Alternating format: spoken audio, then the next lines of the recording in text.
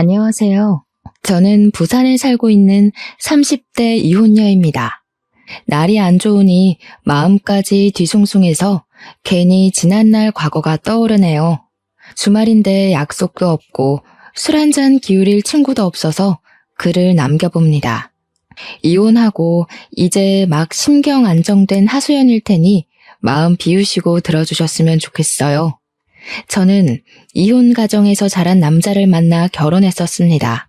남편은 저보다 6살이 어린 30대 연하였어요. 남편이 고등학교 때 시부모가 이혼했다고 했고 남편이 대학을 졸업할 때쯤에 시부가 죽었다고 했어요. 그 덕분에 시부의 자산이 남편에게 상속되었는데 그 돈으로 남편은 대학 졸업 후 식당 사업을 꾸렸다고 합니다. 시모랑 같이 살면서 남편이 벌어오는 수익으로 둘이 먹고 지냈다고 해요. 시모가 일을 한번 해본 적 없는 사람이라 시모한테는 오직 가진 집이 전부였고 남편한테 용돈 받고 나라에서 주는 노인연금도 받고 산다고 했습니다. 어찌 보면 이혼 가정이었던 것 치고 홀로 벌이하는 것 치고 잘 먹고 잘 살았다고 말할 수 있는 형편이었어요. 물론 깊은 내막을 보면 시모는 자기가 가지고 있는 집 말고는 남편에게 물려준 재산 같은 건 없는 사람이었습니다. 반대로 저는 친정이 경제적으로 잘 살아요. 친정에서 갖고 있는 건물도 있고 저희 아빠가 젊은 시절 좀 열심히 살아서 사업도 꽤나 크게 운영 중이십니다. 그래서 남편의 집안 형편이 저희 집에 비해 현저히 떨어지는 걸 알면서도 저는 남편 하나만 보고 결혼을 결정했습니다. 제가 돈이 궁해서 부부의 연을 맺으려던 건 아니었기 때문에 그 부부에 대해 좀 쉽게 생각을 했던 것 같아요. 그래도 형편 말고는 남편도 시모도 다 괜찮은 사람들이었습니다. 사람이 괜찮다면 뭔들 문제가 되겠어요. 시모를 만났던 날은 아직도 기억이 생생하게 나는데 첫인상이 나쁘지 않았어요. 저희 엄마보다 키도 작으시고 고생 한 번 안 해본 사람처럼 전체적으로 곱상한 분위기가 났습니다. 그래도 어른은 어른인지라 결혼에 대해 확실히 짚고 가고자 하는 모습도 있었는데요. 시모가 첫 만남부터 돈 문제로 얘기를 꺼내더라고요. 보다시피 우리가 가진 게 없어요. 원래부터 잘 사는 집이 아니었는데 내가 이혼까지 하는 바람에 완전 빈털터리가 됐어. 그나마 아들 아빠 되는 사람 보험금이랑 유산이 와서 아들이 사업 시작한 거지. 그것도 없었으면 완전 갓에 기울었을 거예요. 그래서 내가 우리 아들 결혼할 때 아무것도 못 해줘요. 그래도 괜찮겠어요? 제가 남편 돈 보고 결혼했다면 진작에 연애를 시작도 안 했을 겁니다. 남편의 형편을 모르는 것도 아니기에 그런 건 문제가 되지 않는다고 시모에게 확실히 얘기를 꺼냈고 우리 친정이 좀 넉넉하다는 얘기까지 하면서 시모에게 점수를 따려고 했어요. 다행히도 시모가 저를 굉장히 만족스럽게 봐주셨습니다. 상견례에서도 그런 부분에 대해 대화가 이루어졌는데 친정 부모님은 부부끼리 존중하는 마음을 더 중요시 여기는 분들이라서 돈 없다고 결혼을 반대하고 그러진 않는다며 저처럼 의사를 표명하셨어요. 그렇게 저희는 친정 부모님이 갖고 있는 건물에 얹혀서 살게 되었습니다. 남편이 모은 돈은 고작 6천만 원이 전부였는데 그거랑 제가 모은 돈이랑 합쳐서 결혼식, 결혼 준비, 신혼여행을 다녀오느라 남은 돈이 부족했거든요. 서울에 집을 마련하기에는 턱도 없어서 일단 돈을 더 모으기로 결정했어요. 그러던 어느 날 정말 생각지도 못한 위기에 봉착하게 되었는데 바로 코로나입니다. 저희 집도 코로나 때문에 피해를 봤어요. 정확히 말하자면 코로나 사태 때문에 남편 직장이 큰 타격을 입게 된 거죠. 그 탓에 남편은 1년이나 무급 상태가 되었습니다.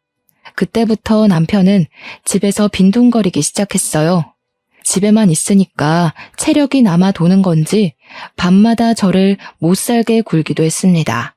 너무 피곤해서 집적거리는 남편을 피하거나 짜증을 내면 남편이 토라져서 거실에서 자곤 했어요.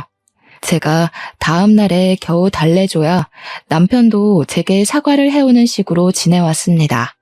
솔직히 이때부터 남편뿐만 아니라 제 생활이 버거웠어요.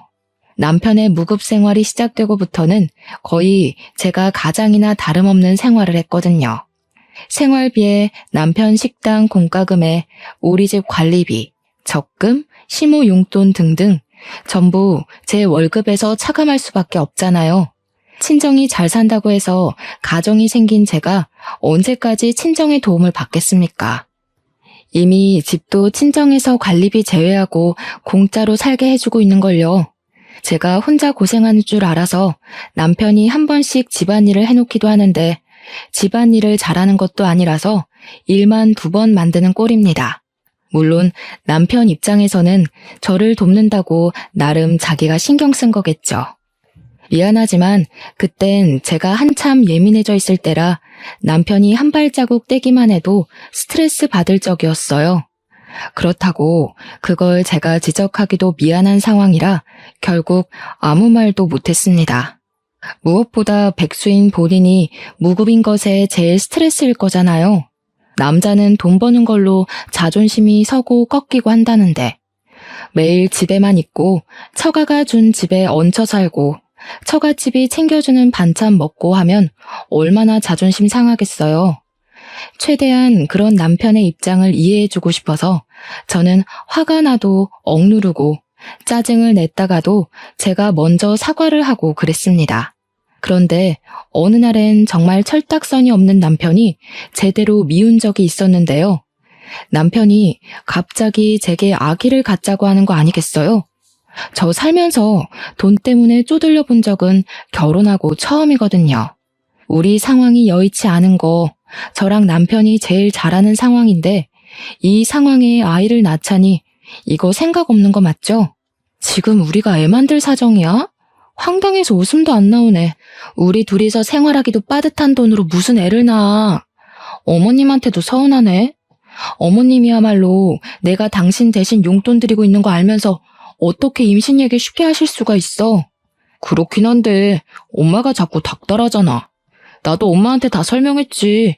지금 내가 돈 못 벌고 있어서 아기가 급한 게 아니라고. 그런데도 엄마는 시기가 중요하다고. 나중에는 애 낳고 싶어도 못 낳는다잖아. 코로나 터지기 전 명절에 시모가 아이 얘기를 묻긴 했었습니다. 그때만 해도 친정 건물에 얹혀 살긴 했으나 돈에 쫓기듯 살 때가 아니라서 진짜로 아이 가질 계획을 했었어요. 근데 누가 코로나 터질 줄 알았겠습니까? 제가 버는 돈으로만 생활을 하다 보니까 아이 계획은 감히 생각도 못 하겠더라고요. 그래서 저는 생활이 나아지고 남편이 다시 사업 일으킬 때까지 미루려고 했어요. 그러나 코로나는 1년이 넘어도 잠잠해지긴커녕 더 박차를 가해 심해지기만 하더군요. 명절날 어디 가지도 못하게 뉴스까지 방송해주는 거 아닙니까? 그때는 남편이 일찍 문 닫기를 잘한 거라고 생각은 했지만 코로나가 끝이 있긴 할까? 그런 고민을 많이 했었어요. 어쨌든 그 시기에는 저희도 시댁이랑 바로 같은 건물에 살고 있는 친정조차 찾아가지 못했습니다. 친정에 전화드리고 시댁에도 안부 전화만 드렸었죠. 그때 시모가 제게 아이 얘기를 직접 했었는데요. 너도 나이가 있잖니. 이러다 좋은 세월 다 가겠어. 남들보다 늦게 출발했으면 얼른 서두를 생각을 해야지. 태평해도 너무 태평한 거 아니니? 다른 며느리들은 첫 임신 미뤄봤자 30대지만 너는 미루면 40이잖아. 네, 누구보다 제가 제일 잘 알죠. 그런데 아시다시피 저 혼자 벌이야 하잖아요. 제가 애 가지면 돈은 누가 벌어요? 어머님, 임신을 그렇게 쉽게 생각하시면 안 돼요. 옛날이야 낳고 보는 거였을지 몰라도 요즘은 형편 안 되면 안 낳아야 된다는 계산이 되는 시대라고요. 어머머, 그래서 지금 안 낳겠다는 거냐? 친정에 좀 산다면서 그런 게 뭔 걱정이니? 애 낳고 몸 회복될 때까지만 친정에 손 벌렸다가 다시 직장 복귀하면 되지. 너 일 가면 내가 애 봐주러 갈 수 있는 거고. 젊은 애들 같으면 빠릿빠릿하게 어른 도움 이용할 텐데 수더분한 것도 적당해야 이쁜 거야. 속 터져서야 원. 솔직히 너무 대책 없는 소리라고 생각했습니다. 그러니까 저더러 애 낳는 돈을 친정에 빌려서 얼른 출산하고 몸 괜찮아지면 다시 돈 벌어서 친정한테 갚아줘라. 그 소리잖아요. 어른들 도움을 이용하라는 것도 웃겼어요. 마치 현명한 척 말씀하시는데 어른 이용하는 며느리나 딸이 얼마나 영악한지 모르고 하는 소리 아닙니까? 실제로 그렇게 이용당하면 버르장머리 없다고 뒷말할 거면서. 물론 저 또한 애가 갖고 싶긴 했어요. 제 인생에서 애 없는 딩크의 삶은 생각해 본 적이 없거든요. 시모 말이 강압적이고 생각 없게 들리긴 했지만 자꾸 시기를 미루면 더 힘들어질 것 같은 생각은 들었습니다. 근데 이쯤에서 의문이었던 건 사실 저랑 남편은 결혼하고 단 한 번도 피임을 한 적이 없다는 거였어요. 그런데도 임신 소식이 없었다는 건 문제가 있다는 생각이 문득 들었습니다. 남편한테 아기 얘기를 하면서 피임 부분까지 물었더니 남편도 그 부분에서 의아해하긴 했어요. 저희는 평생 아이 계획이 없는 사람이 아니기 때문에 미래를 위해서 함께 산부인과를 가게 되었습니다. 검사를 했더니 조금 당황스러운 사실을 알게 되었어요. 저는 임신에 문제가 없었으나 남편 정자가 안 좋아서 임신 가능성이 희박하다고 하는 것 아니겠습니까? 저랑 남편이 충격받아서 아무 말도 못하고 있자 의사는 그렇다고 임신 확률이 전혀 없는 건 아니라고 위로해 주더군요. 이런 부부가 덜어 있는데 대부분이 체외 수정을 하기도 한다고 해서 저는 고민을 많이 했습니다. 근데 나이가 더 들면 체외 수정 가능성마저 줄게 될 거라는 의사 말에 크게 흔들렸어요. 남편은 이미 시험관 시술에 동의하는 얼굴을 하고 있었고요. 그러나 걸리는 게 있다면 바로 돈 문제였습니다. 솔직히 남편 무급인 것도 힘든 상태였고 제 돈으로만 모으고 쓰고 하는 것도 버거운 사정이었는데 이 상황에 시험관 비용까지 보태어지면 앞길이 더 막막할 것 같았거든요. 이 부분을 제가 친정 부모님과 의논했더니 친정 부모님은 제게 왜 혼자 앓고 있었냐고 직접 돈을 대주겠다고 해주셨어요. 이미 집도 혼수도 차도 친정 부모님의 손을 빌렸는데 시험관까지 부탁하는 것이 너무 죄송해서 차마 저만 결정을 못 내리고 있었습니다. 그 시점에 남편이 시모에게 제 사정을 얘기한 건지 시모한테서 연락이 왔는데요. 예, 애 낳으면 내가 돈 줄 테니까 시험관 그거 해라. 돈 때문에 고민하는 거라며. 뭘 그런 문제로 쓸데없이 시간 버리고 있어? 네? 어머님이 돈이 어디 있어서요? 시험관 비용 한두 푼 되는 거 아니에요. 솔직히 이런 말씀까진 안 드리려고 했는데 어머님도 지금 생활비 없어서 저한테 탓쓰시잖아요. 어떻게 돈을 대주시겠다는 건데요? 너는 여태 나를 거지로 보고 있었니? 시험관 비용 대준다고 했다가 내가 아주 못 들을 소리를 다 듣는구나. 긴 말하긴 귀찮고 그냥 그런 줄 알고 당장 시험관 해봐라. 시모는 확신에 찬 말로 저를 강압적으로 설득했습니다. 시모가 그동안 꽁쳐둔 돈이 있는 건가? 뭐 때문에 저렇게 확신이 있나? 의문이 많이 들었어요. 그렇지만 문득 저도 시댁에 뭐 하나는 받고 싶더라고요. 제 친구들은 시집 갈 때 시댁에서 집 해주거나 혼수를 받는다는데 저는 받은 게 없잖아요. 물론 남편 형편을 알고 제가 받아들였던 부분이기 때문에 따로 받고자 기대했던 건 아니지만 남편이 백수가 될 줄은 정말 몰랐거든요. 그렇다 보니까 사람 마음이라는 게 참 이기적으로 변하더라고요. 이제는 뭐가 되었든 저도 시댁 도움 좀 받아보고 싶었어요. 그래서 고민 끝에 시험관에 도전하기로 결정을 내렸습니다. 친정 부모님한테는 시모가 도와준다고 해서 따로 경제 지원은 받지 않았어요. 대신 친정 부모님이 제 곁에서 격려를 많이 해줬습니다. 음식이라든지 살림이라든지 직접 저희 집에 와서 도와줬어요. 시모는 진짜 돈만 해주고 코빼기도 안 나타나더라고요. 어쨌든 시모가 돈을 대주는 건 감사한 일이었으니 연락을 넣어 한 번씩 안부랑 감사 인사를 전했습니다. 물론 그마저도 전화는 안 돼서 문자로 했지만요. 양가 식구들 모두가 응원하던 저희 부부의 시험관 도전은 결코 쉬운 길이 아니었어요. 힘들다는 말만 들었지 더럽게 힘들더라고요. 자꾸 실패해서 돈은 돈대로 들고 몸만 지쳐갔습니다. 그러던 한날에는 너무 피곤한 탓에 친정집에서 밥을 먹고 실수로 잠이 들어버렸어요. 잠깐 소파에 누웠을 뿐인데 그대로 골아떨어진 거죠. 새벽에 깼을 때야 남편이 먼저 집에 가버렸다는 걸 알았어요. 친정 부모님이 건물 꼭대기에 살고 있었고 우리는 그 아래 2층 살고 있어서 엘리베이터만 타면 되는 거리였거든요. 친정 부모님 말로는 남편이 저더러 여기서 편히 자라고 하고 두고 갔다 합니다. 엄마가 중간에 깨서 얘기해줬는데 저는 내일 출근도 있고 해서 엄마한테만 인사하고 집으로 내려갔어요. 도어록을 따고 들어갔는데 안방에 남편이 없었더라고요. 그새 어딜 갔나 하는 순간 화장실 쪽에서 소리가 들려 가봤습니다.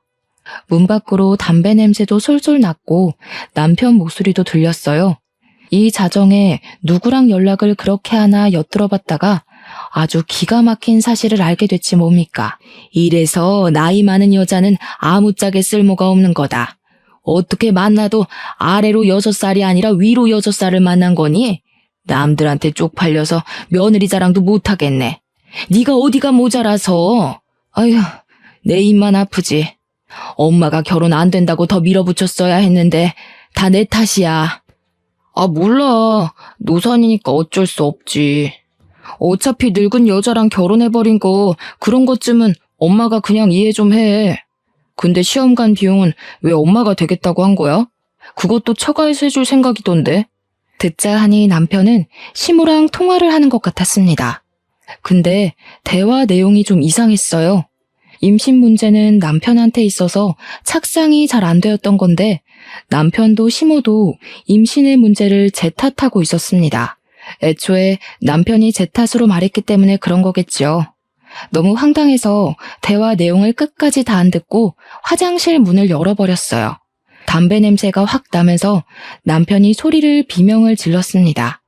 남편은 시모가 이 상황을 들을까봐 바로 전화를 끊으면서 담배를 변기에 버리더군요.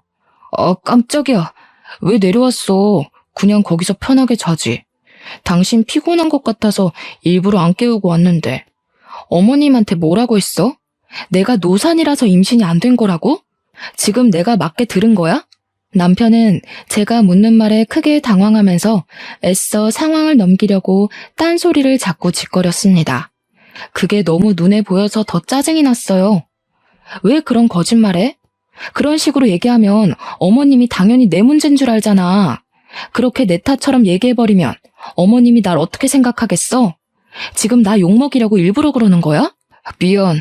안 그래도 엄마가 나 백수라서 속상해하는데 나 때문에 임신까지 안 되는 거 알면 얼마나 더 마음 안 좋겠어. 어쩔 수 없었어. 진짜 미안해. 남편은 자기 엄마 걱정해서 거짓말을 했다는데 저는 그걸 이해해주기가 어려웠어요. 누가 효도를 이런 식으로 합니까? 왜 저를 욕먹이면서 효도하는 건지 모르겠더라고요. 제가 다시 시모한테 전화해봐야겠다고 폰을 들었는데 남편이 절대 못하게 제 폰을 뺏었습니다. 그러면서 자기 심정 좀 이해해달라고 되레 목청을 높이는 거 아니겠어요? 내가 이 정도 고개 숙였으면 당신도 작작해. 남편 자존심을 기어이 꺾어야겠어? 안 그래도 결혼 시작부터 내가 기세 확 꺾여서 들어왔는데 우리 부모님이 당신한테 갑질을 했어? 뭘 했어? 당신이 백수라서 눈치 보는 것도 당신 몫이고 돈 못 모아서 친정 건물에 얹혀 사는 것도 당신이 감안해야 할 몫인 거야. 그렇게 억울하고 쪽팔리면 이 악물고 노력해서 먹고 살 궁리라도 하던가. 자기 혼자 자존심 다 깎아먹고 있으면서 누굴 탓해? 아, 그래, 잘났다. 너는 매번 그렇게 훈계질했어. 내가 네 자식이냐? 나 네 남편이야. 6살 많다고 자꾸 가르치려고 하지 말지. 그날 새벽에 남편이랑 한바탕 싸움을 한다고 새벽을 거의 다 보냈었어요. 그렇잖아도 스트레스가 이만저만 아닌데 남편까지 이상한 거짓말로 제 신경을 긁으니 심신안정이 중요한 시험관 시술이 계속 실패만 거듭했습니다. 저는 결국 3번의 시도 끝에 임신을 포기했어요. 친정 부모님은 제게 고생 많았다고 위로를 해준 반면 시모는 그날 제게 전화를 해 따져 물었습니다. 내가 돈을 얼마나 들였는데 그거 하나를 못 해내냐? 애 안 낳을 거면 우리 아들이랑 왜 결혼했니? 나이 많아서 노처녀 될 뻔한 거 구제해줬으면 빨리 애 낳아서 우리 집안 대를 이을 생각을 해야지. 돈 날로 먹을 작정이야? 제가 애 낳으려고 결혼한 거 아니잖아요. 저 충분히 노력했고 시험관도 한두 번이죠. 이젠 힘들어서 못하겠어요. 제가 어머님 돈 날로 먹은 걸로 보이세요? 솔직히 정확하게 따지고 보자면 날로 먹은 건 어머님이 더하죠. 제 돈이 어머님한테 얼마나 들어갔는데요. 뭐야? 이제 시엠이 말이 말 같지도 않나 보네? 지금 너 혼자 힘들어? 임신하려면 여자 나이가 얼마나 중요한데 다 늙어서는 아무 노력도 안 하고 그딴 식으로 짓거릴 거면 네가 해줄게 이혼밖에 더 있겠니? 뭔 놈의 이런 고약한 년이 다 있대? 내 귀한 아들 너같이 고집 세고 보잘것 하나 없는 애랑 결혼시키는 게 아니었는데 아이고 내 천추의 한이다. 사람이 한계에 다다으면 말하기조차 피곤해서 입을 닫게 된다는 걸 그때 처음 느꼈습니다. 그리고 듣자 하니 시모는 시험관 역시 제 개인적인 문제 때문에 임신이 안 되는 줄 알고 있더라고요. 남편이 아직도 시모한테 솔직하게 말 안 했다는 생각에 짜증이 나서 결국 실토해줬습니다. 어머님, 뭘 알고나 따지세요. 제가 아니라 어머님 아들이 씨 없는 수박이라고요. 남편이 백수라 자기 엄마 더 걱정시키기 싫다고 솔직하게 말 못한 건데 그쪽 아들 때문에 손주 씨가 메말라 있는 거예요. 제가 입 아파서 이런 말까지는 안 하려고 했거든요. 어머님 아들이 성불구인 줄 알았으면 저도 이 결혼 안 했어요. 왜 자꾸 나한테 덮어 씌워요? 왜 내가 그쪽 아들 때문에 애 없이 살아야 되는데 나도 짜증나 정신 나가겠으니까 부추기지 좀 마세요. 저는 정말 예의고 도리고 다 버린 채 시모한테 성질을 부렸어요. 더 이상 이해해주면 끝도 없이 사람 피를 말릴 것 같더라고요. 이렇게 말을 하면 생각 있는 사람의 경우 적당히 해야 되잖아요. 그런데 시모는 정말 상상을 초월하는 사람이더라고요. 얘기하면 어느 정도 알아듣고 자신의 실언을 민망해할 줄 알았는데 더 뻔뻔하게 나오는 거 아니겠어요? 그래서 씨가 부실해도 밭이 좋으면 임신되는 거야. 애초에 밭이 똥통인데 정자가 수백만 마리 있으면 뭐 하겠니? 그리고 우리 아들이 너 만나기 전에는 잘만 사업했어. 그런데 너 만나자마자 일이 틀어졌잖니. 이게 뭔 뜻이겠어? 너무 막무가내 논리에 순간적으로 말이 안 나왔습니다.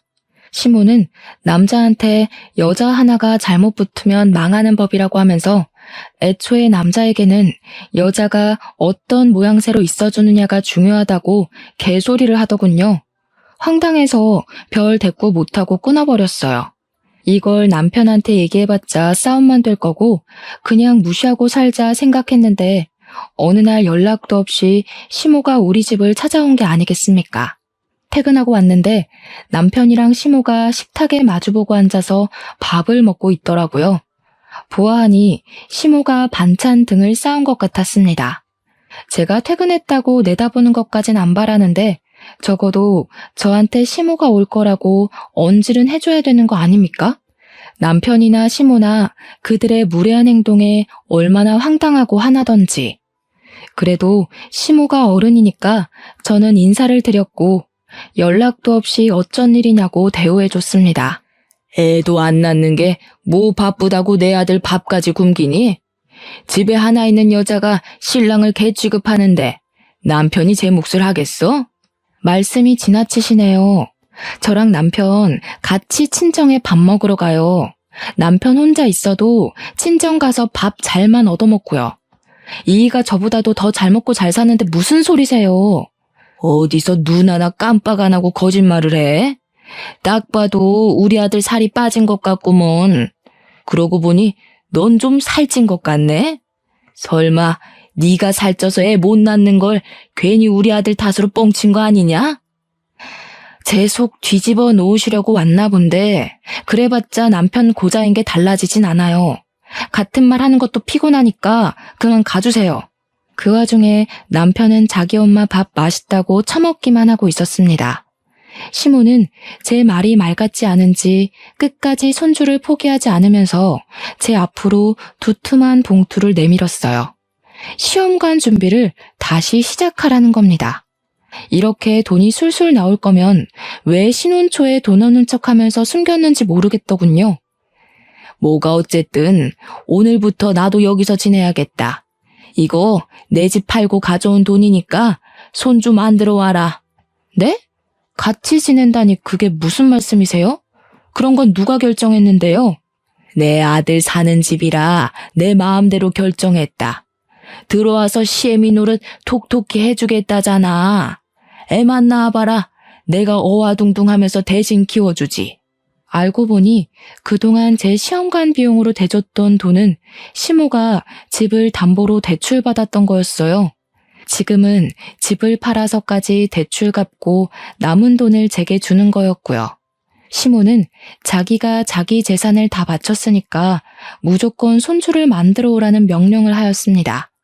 그것도 충분히 황당했지만 이제부터 우리 집에서 살겠다고 하는 것도 어이가 없었어요. 적어도 같이 살려면 의논을 먼저 해서 집주인의 동의를 구해야 되는 거 아닌가요? 뜬금없이 집을 팔고 와서는 집 없으니까 얹혀 살겠다는 건 무슨 심리인지 이해할 수가 없더군요. 저는 그 봉투를 거절했습니다. 몸이 힘들어서 안 되겠다고 했는데 역시나 시모가 주는 고집이 만만치 않았어요.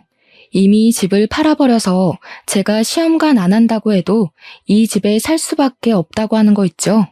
저도 제가 무슨 생각으로 그랬는지 모르겠는데 결국 한 번 더 시험관에 도전하게 되었어요. 거의 자포자기 심정이었고 시모에게 날라올 잔소리에 벌써부터 스트레스가 올라왔습니다. 그런데 놀랍게도 임신이 되어버렸어요. 이건 저뿐만 아니라 온 식구가 놀란 상황이었습니다. 특히 시모가 무엇보다 기뻐하면서 저더러 고생 많았다고 병원에서 회복하는 내내 저를 찾아와 줬어요.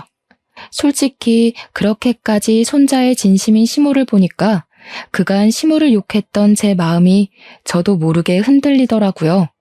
이 정도로 기뻐하는 거였으면 내가 좀 힘들더라도 중간에 포기하지 말 걸 그랬나 생각하며 저를 돌아볼 만큼 저도 감사했습니다. 하지만 역시는 역시인 건지 산후조리까지 마치고 집에 갔더니 시모가 제게 황당한 경고를 하더군요. 앞으로 사돈집에서 내 손자 보고 싶다고 하면 무조건 나한테 허락받아라. 내 돈 들여서 생긴 손자잖니? 내 돈 아니었으면 어디 이 손자가 세상 밖을 나왔겠어? 무슨 일이 있어도 사돈 손에 애 맡기는 일은 없어야 돼. 누가 보면 아기를 애완동물처럼 비용 지불하고 산 줄 알겠어요. 시모 말이 말 같지 않아서 듣는 채 마는 채 했습니다. 그런데 시모가 정말로 우리 친정의 애를 보여주는 걸 아까워하더라고요. 친정 부모님은 시모가 우리 집에 얹혀 사는 걸 이해까지 해줬는데 친정 부모님이 손주 보고 싶다고 집에 오라고 하면 그렇게 반대했어요. 자기한테 물어보라고 한 것도 다 무조건적으로 거절하기 위해서인 것 같았습니다. 혹시라도 제가 몰래 아기를 데리고 친정에 갈까봐 얘기해달라고 한 거였나 봐요. 어느 날 주말에는 친정에 가서 손자 좀 안겨주고자 외출 준비를 했었어요. 친정엄마가 사주신 옷을 아들에게 입히고 있는데 갑자기 시모가 들이닥치더니 기저귀 바람인 아들을 냅다 안아버렸어요. 지금 사돈댁 가려는 거지? 왜 내 말대로 안 하냐? 내가 사돈댁 갈 거면 나한테 미리 말하라고 했잖아. 어머님, 유치하게 왜 이러세요? 어머님이 내주신 돈으로 시험관 한 건 맞지만 제 아이잖아요. 저희 부모님도 손주 보고 싶은 건 당연한 거예요. 어머님 논리대로 밀어붙이실 거면 어머님도 저희 부모님 돈 들어간 이 집에서 나가셔야죠. 어머님은 저희 집 돈 누릴 거 다 누리시면서 왜 손주는 어머님만 봐야 되는데요? 시끄럽다. 딸이랑 아들이랑 같니? 아들은 그 집안의 모든 걸 주는 거랑 마찬가지야. 내가 내 모든 걸 너한테 내줬으니 사돈댁에서 나한테 이 정도 해주는 건 당연한 거지. 너 말 잘했다. 이참에 그만 사돈 건물에서 나가는 게 좋겠어. 사돈댁에서 집 하나 해줄 돈은 있지? 네 식구 살 집 좀 해달라고 해라. 내 돈으로 애 만들었으니까 그 정도는 해줘야 돼. 이때 남편이 생각이 있으면 중간 역할을 잘해줘야 하는데 자기 엄마 앞에서 가오를 잡고 싶은 건지 시모 편만 들더라고요. 그래, 제발 나가자.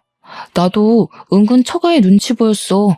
당신이 몰라서 그렇지 장인어른이랑 장모님이 매일 나한테 일 얘기하는데 얼마나 숨 막히는지 알아? 우리 엄마 아빠가 그랬다고?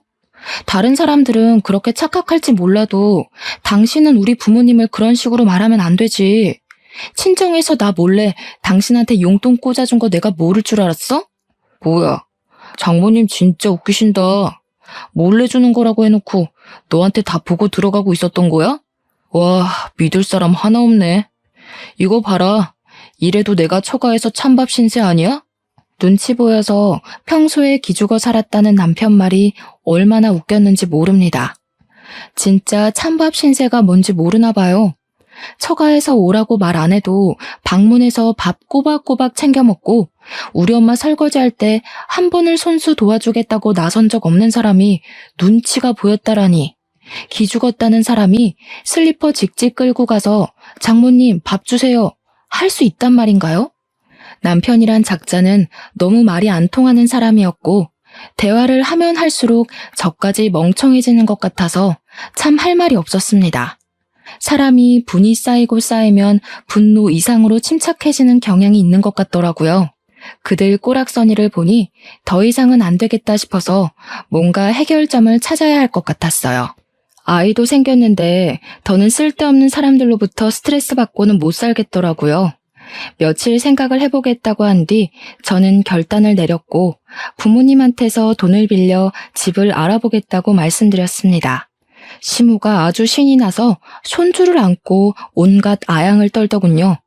그러면서 이런 집이 좋고 저런 집이 좋다고 저한테 보여주는 거 아니겠습니까? 이제야 네가 말이 좀 통하는구나. 이왕이면 여기랑 최대한 멀고 또 산이 보이는 곳이 좋겠다. 그런 데는 공기가 다르거든. 애 크는데도 굉장히 좋고. 그럼 나도. 이왕 돈 빌리는 거 나 사업장 리모델링 좀 하면 안 될까? 내가 저번에 장모님한테 은근슬쩍 말 던져보긴 했는데 장모님이 눈치가 없는 건지 말귀를 잘 못 알아들으시더라고. 당신이 잘 말해주면 도와주실 것 같은데? 두 사람의 뻔뻔한 망언에 열이 확 받쳤지만 다 참았습니다. 뭐든 부모님한테 물어보겠다고 하면서 그 화가 나는 상황을 대충 넘긴 채 저는 마음먹었던 계획들을 준비해 나갔어요. 그리고 제가 알아서 집을 매매했을 때 그들에게 이사갈 준비하자고 공표했고 실제 이삿집 센터 불러 짐을 다 빼버렸어요. 그 와중에도 시무랑 남편은 먼저 1층 트럭으로 이동해 차에 앉아 있었습니다. 이 순간까지도 일 안 하고 그저 몸만 편안하려고 하는 두 사람이 얼마나 꼴보기 싫었는지 몰라요. 두 사람의 짐만 밑에 있는 트럭으로 내려보내는 사이 저는 제 아들과 함께 그대로 본가에 올라갔습니다. 그리곤 아들을 친정 부모님 손에 맡긴 후 친정집으로 우리 집 혼수를 다 드렸어요. 남편이랑 시모가 타고 있는 트럭에 실린 물건은 제 것이 아닌 옷가지와 쓸모없는 가구, 버릴 예정이었던 생필품뿐이었어요. 저는 남편한테 전화해서 트럭에 다 못 타니까 먼저 출발하라 그랬고 도착하면 짐 좀 내려달라고 했습니다. 남편은 기세 좋게 자기한테 맡기라며 든든한 남자인 척 하더군요. 그렇게 떠나보낸 트럭을 보면서 저는 마지막 작별 인사를 고했네요. 그리고 한 60분 뒤였어요. 남편한테서 전화가 왔습니다. 여보, 여기 좀 이상한데? 오르막길 엄청 올라왔더니 이상한 초가집 앞에다가 내려줬어. 사고가 있는 것 같아서 물어봤는데 너한테 전화해보라는 말만 하네? 당신 지금 어디야? 초가집? 잘 갔네. 거기 맞아. 대충 그 안에 들어갈 물건들만 실어서 보냈는데 어때? 자연 친화적이고 좋지. 어머님도 산 보이는 곳에 가고 싶다 했잖아. 그래서 산 중턱에 있는 초가집으로 샀어. 당신이랑 당신 엄마는 이제 그곳에서 쭉 지내면 돼. 제가 계획했던 사실은 그들을 저 먼 곳에 내다버리는 거였어요. 그동안 뻔뻔했던 시모랑 남편 태도에 참을 수 없을 만큼 화가 나서 결국 남편이랑 이혼해야겠다고 결심했거든요. 그 마음이 제가 이렇게 몰래 계획을 세우도록 만들었네요. 그래서 저는 그들 몰래 최대한 쓰러져가는 시골 초가집을 알아본 거였고, 형편없는 그들에게 너네들 수준이 딱 그 초가집에 살 수준이라는 걸 깨닫게 해주고 싶었습니다. 이혼 합의서랑 재산 분할 포기각서도 갔을 거야. 그 초가집마저 팔아서 위자료 토해내고 싶지 않으면 순순히 합의하는 게 좋을걸? 야, 제정신이야? 장난칠 게 따로 있지. 빨리 와. 우리 엄마 감기 걸려. 알았어. 그동안은 내가 잘못했어. 그러니까 그만 화 풀고 빨리 좀 오라고. 곧 있으면 해지는데 여기서 어떻게 자라는 거야? 에이, 누가 집까지 사주면서 장난을 치냐? 그리고 평생 거기서 살 건데 어떻게 자긴 뭘 어떻게 자. 지금부터라도 방 깨끗이 닦고 이불 깔아야지. 참, 조명이 없다더라. 오늘만 휴대폰 손전등 켜고 내일 슈퍼 가서 하나 사. 알아보니까 거기 한 20분 내려오면 슈퍼 하나 나온대. 수화기 너머로 남편의 쌍욕이 들렸습니다. 차마 제게 쏟아붓지는 못하고 수화기 떼고서 공중에다 대고 욕을 하는 것 같았어요. 살 구멍이 저밖에 없으니까 최대한 예의는 지키려나 보죠. 옆에서 시모가 왜 그러냐고 남편을 보채는 소리도 들렸는데 화풀이할 사람이 없던 남편은 괜히 시모한테도 성질을 내면서 짜증을 부리더군요. 한참 그러다가 다시 휴대폰에 대고 성질을 숨긴 채 제 마음을 돌려놓으려고 했습니다. 여보, 진짜 내가 잘못했어. 당신이 어느 부분에서 화가 난 건지 모르겠는데 나 당신밖에 없는 사람인 거 알잖아. 우리 엄마랑 같이 살아야 돼서 그래? 그럼 내가 엄마 쫓아낼게. 그것도 아니면 내가 처가댁에 함부로 찾아가서 그래? 이제 절대 안 갈게. 내 손으로 밥 해먹고 빨래도 할게. 야, 이게 지금 무슨 소리를 하는 거야? 엄마는 쫓아내다니. 체면 상하게 며느리 앞에서 그런 소리를 왜 해? 엄마 하는 말 신경 쓰지 마. 내 말이면 별도 따주는 사람이니까. 여보, 나한테는 우리 엄마보다 당신이 더 필요해. 당신 눈에 거슬리는 단점 다 고칠 테니까 제발 용서해줘. 그런다고 개버릇 어디 가겠냐? 그동안 호구 하나 물었다고 얼마나 좋아했을까? 너네 엄마도 그렇고 너도 그렇고. 어쩜 그렇게 양심이 없는지 모르겠네. 정도를 모르고 나대면 그런 꼴 나는 거야. 내가 이런 것까지 알려줘야 되겠어? 나 분명 애는 하나 낳았는데 자식이 둘인 기분이 들더라고.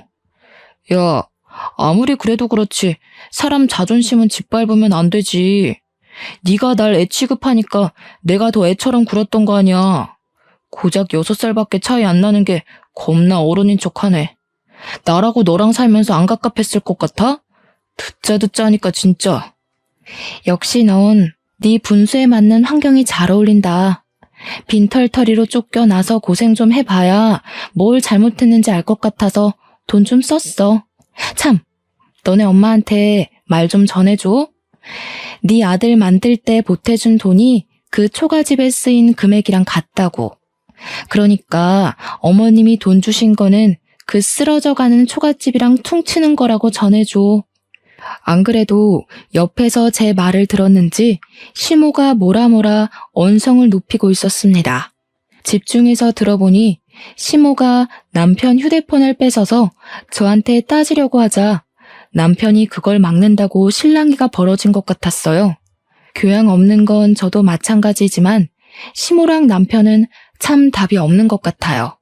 저는 그런 시모에게 들으라고 일부러 크게 말했습니다.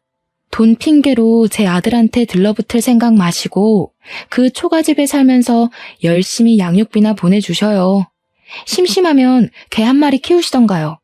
아, 있는 아들이 개 같으니까 굳이 개는 필요 없으려나?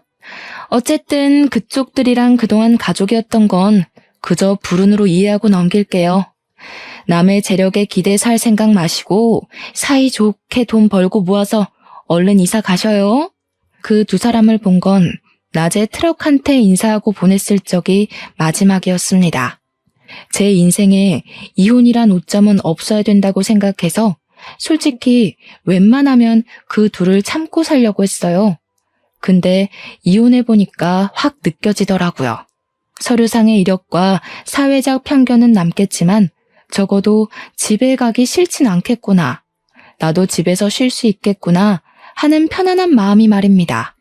제가 하고 싶은 말은 이혼을 종용할 생각은 없으나 이혼이란 선택지가 나쁘지 않다는 걸 말씀드리고 싶었어요. 어쨌든 그 두 사람을 떼어나고 난 후부터는 제 인생이 바로 오르막길을 타게 되었어요. 그런 와중에 딱 하나 문제가 있었는데요. 제 인생의 문제는 오직 시모랑 남편밖에 없거든요. 역시나 그 둘이 제 골치를 아프게 만들었는데 두 사람이서 저의 이혼 통보를 인정하지 못해 이혼 합의가 계속 미뤄지고 있었다는 겁니다. 제게 그들은 최대한 빨리 떨쳐버리고 싶었던 인연이었던지라 대충 끝낼 수 있는 합의 방향으로 가려고 했던 거거든요. 그런데 계속 이렇게 질질 끌 거면 소송하는 것과 다를 바 없을 것 같아서 할 수 없이 그들한테 연락이 올 때마다 소송 얘기를 꺼내줬습니다.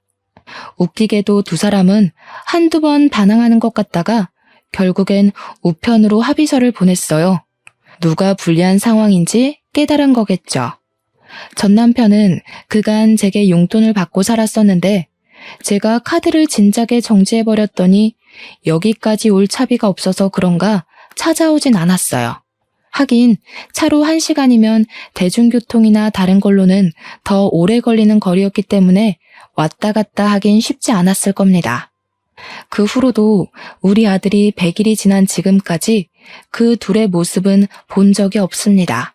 나쁜 마음먹은 사람들은 몰래 찾아오기도 한다던데 일 구하고 돈 버느라 바쁜 건지 그런 불상사는 안 생기더라고요. 그래도 꼬박꼬박 양육비는 들어오는 걸 보면 어디서 일을 하긴 하는 것 같았어요. 자기네들 앞으로 된 빚도 갚고 생활비도 하고 양육비까지 보내줘야 하는 거면 절대 전 남편 수입만으론 안 될 겁니다. 제 추측이지만 아마 시모도 일을 하고 있지 않을까 싶어요. 얼마나 잘된 일입니까? 제가 혼자서 가장 일을 다 도맡고 있을 때 그 사람들은 혼자 벌이에서 식구 먹여 살리는 게 얼마나 힘든 건지 모르고 있었거든요. 이제야 뼈저리게 느끼지 않았을까 감히 기대를 해봤네요. 저는 현재 친정에서 지내고 있어요. 몸이 좀 많이 회복되어서 다음 달에 직장으로 복귀할 예정입니다. 친정엄마가 일을 안 하셔서 손자를 봐주신다고 하는데 남의 자식 보는 거 쉽지 않잖아요. 그래서 제가 더 부모님 모시고 여행을 간다든지 용돈을 준다든지 신경을 많이 기울이고 있습니다. 부모님은 그저 자식에게 뭘 받는 걸 미안해하셨지만 부모 자식을 떠나서 함께 사는 식구고 같은 어른이라면 서로가 서로를 존중해줘야 된다고 생각해요. 한쪽만 희생하는 가족은 오래 행복하기 힘들거든요. 여러분들도 가족이라고 뭐든 다 괜찮겠지 라고 생각하지 마시고 가족이라서 뭐든 더 배려하고 존중하는 마음으로 지내셨으면 좋겠습니다. 우리가 가장 오랫동안 사이좋게 지내야 할 대의는 사회에서 만난 사람들이 아니라 바로 우리 곁에 있는 가족이라는 걸 꼭 기억하셨으면 해요. 말이 길었습니다. 제 사연 들어주신 모든 분들 감사드려요.